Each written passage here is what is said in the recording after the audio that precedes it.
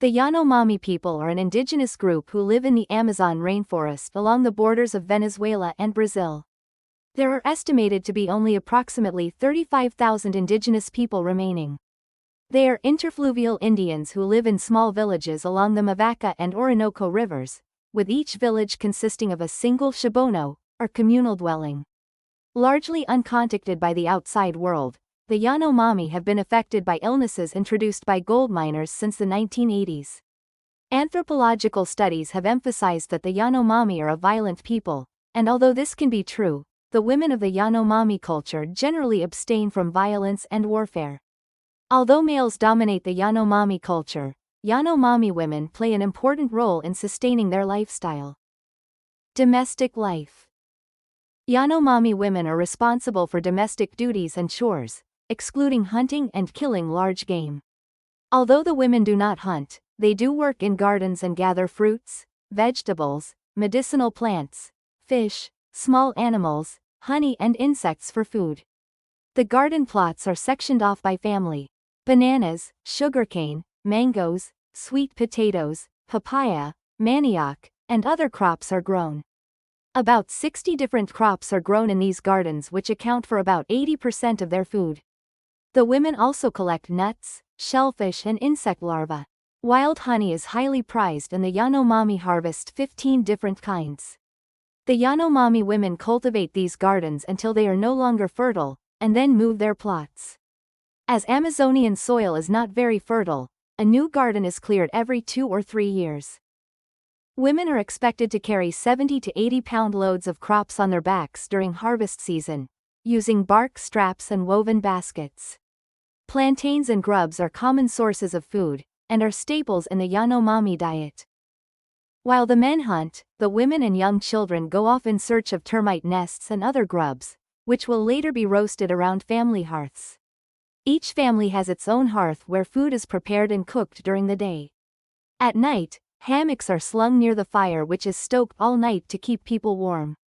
Although hunting accounts for only 10% of Yanomami food, among men it is considered the most reputable of skills and meat is greatly valued by everyone. No hunter ever eats the meat that he has killed. Instead, he shares it out among friends and family. In return, he will be given meat by another hunter. Sometimes, the women also pursue frogs, land crabs, or caterpillars, or even look for vines that can be woven into baskets. While some women gather these small sources of food, other women go off and fish for several hours during the day. The women also commonly use plants such as manioc to turn into flat cakes, which they cook over a small pile of coals. Yanomami women are expected to bear and raise many children, who are expected to help their mothers with domestic chores from a very young age, and mothers rely very much on help from their daughters. Using small strings of bark and roots, Yanomami women weave and decorate baskets. They use these baskets to carry plants, crops, and food to bring back to the shibono. They use a red berry known as o noto to dye the baskets, as well as to paint their bodies and dye their loincloths. After the baskets are painted, they are further decorated with masticated charcoal pigment. Puberty and menstruation. The start of menstruation symbolizes the beginning of womanhood. Girls typically start menstruation around the age of 12 to 15. Girls are often betrothed before menarche, and the marriage may only be consummated once the girl starts menstruating, though the taboo is often violated and many girls become sexually active before then. The Yanomami word for menstruation, ru, translates literally as squatting in English, as they use no pads or cloths to absorb the blood. Due to the belief that menstrual blood is poisonous and dangerous, girls are kept hidden away in a small tent-like structure constructed of a screen of leaves. A deep hole is built in the structure over which girls squat, to rid themselves of their blood. These structures are regarded as isolation screens. The mother is notified immediately, and she, along with the elder female friends of the girl, are responsible for disposing of her old cotton garments and must replace them with new ones symbolizing her womanhood and availability for marriage. During the week of that first menstrual period, the girl is fed with a stick, for she is forbidden from touching the food in any way. While on confinement, she has to whisper when speaking, and she may only speak to close kin, such as siblings or parents, but never a male. Up until the time of menstruation, girls are treated as children, and are only responsible for assisting their mothers in household work. When they approach the age of menstruation, they are sought out by males as potential wives.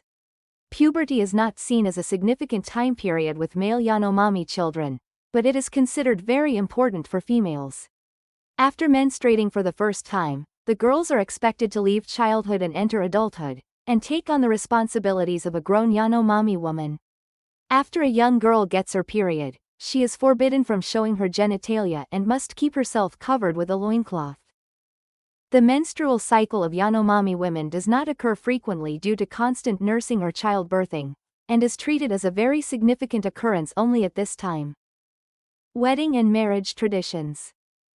In Yanomami society, marriage ceremonies are almost non-existent and are not celebrated in any way. Marriage is a social dynamic within villages, and they are usually driven by political opportunity by men who are seeking alliances with other men from different villages. Polygamous marriages are common, meaning husbands can have many wives. The demand for women outweighs the actual population of the Yanomami women because of the growing practice of polygamy. A girl can be promised to a man at an age as young as 5 or 6, however cannot officially be married off until after her first menstrual period. This is considered a marriageable age. After a Yanomami girl has her first menstrual period, she is literally handed off by one of her parents to another man, usually a relative.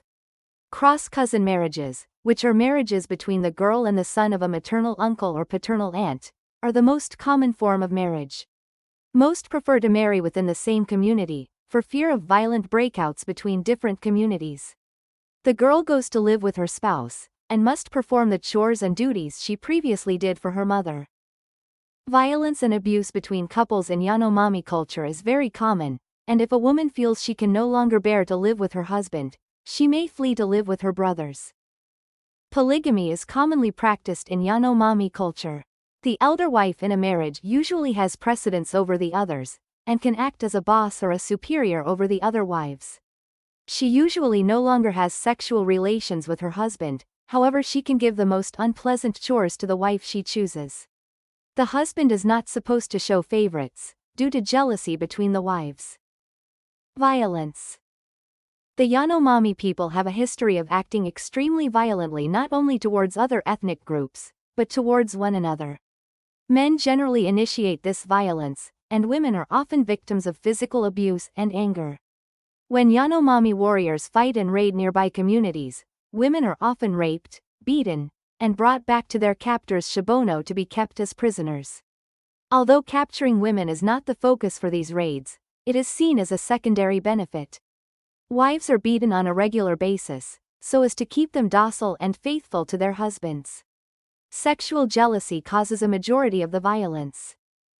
Women are beaten with clubs, sticks, machetes, and other blunt or sharp objects. Burning with a branding stick occurs often, and symbolizes a male's strength or dominance over his wife. Rituals and festivities. Rituals are a very important part of Yanomami culture. The spirit world is a fundamental part of Yanomami life. Every creature, rock, tree, and mountain has a spirit. Sometimes, these are malevolent and aggressive, shawara, and are believed to cause illness. Sometimes they are benevolent and help fight off illness, hekura. Although many ceremonies exclude female involvement or participation, women play an important role in preparing for these ceremonies. For large ceremonies, Yanomami women prepare foods and ferment alcoholic drinks for the men. The women also participate in the practice of endocannibalism, where the ashes of a deceased kinsman are mixed with stewed bananas and consumed. This tradition is meant to strengthen the Yanomami people and keep the spirit of that individual alive. The ritual consumption of ashes is accompanied by mourning and a recounting of the individual's biography, the only time that a deceased person's name may be mentioned after her or his death. Politics. In Yanomami culture, a woman can become a shaman, but not a headman. This is due to the fact that headmen are expected to be peacekeepers and valiant warriors, both of which require force and violence, which women are not considered to have in Yanomami culture. In this society, women gain respect as they age, after they marry and have children. Elderly women are very respected, and ultimately can become immune to violence and warfare between villages. They are immune from the violence of raiders and can safely travel from one village to another without fear of injury. Usually, elderly women are expected to recover the body of a slain Yanomami who was killed in a raid. Although women are disrespected and belittled at a young age, they are respected and looked highly upon when they age, and have much power in tribal politics and decision-making.